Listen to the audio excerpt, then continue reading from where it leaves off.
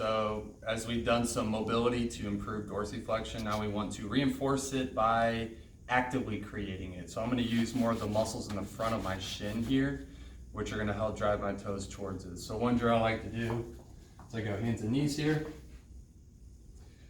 I kind of prop up onto my toes, so that's using the back of my calves, and then I'm actively trying to bring my toes towards my shins.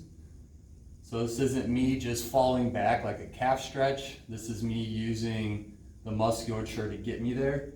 I'm trying to go as far as I can, and I relax, come back up, all the way back down.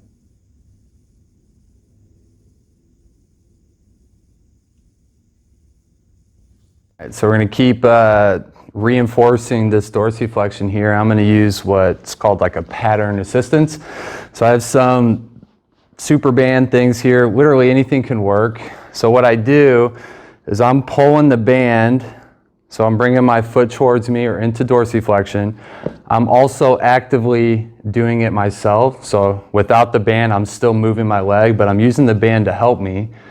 So I get to about there. I'm feeling all these muscles working. I'm feeling my calf stretch. What I do is I go as far as I can.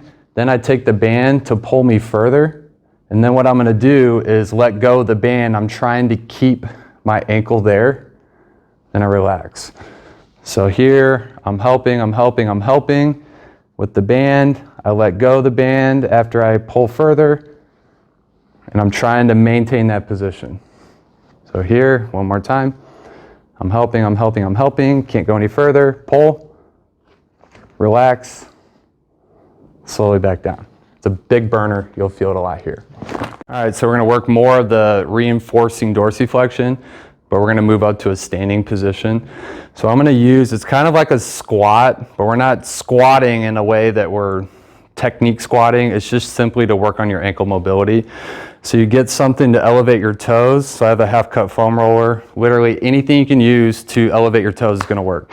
So like we did in the other one, instead of just kind of squatting down, which is hard to do with my toes elevated, I'm actively using these muscles to pull my foot up. I'm using those at the same time as I squat down.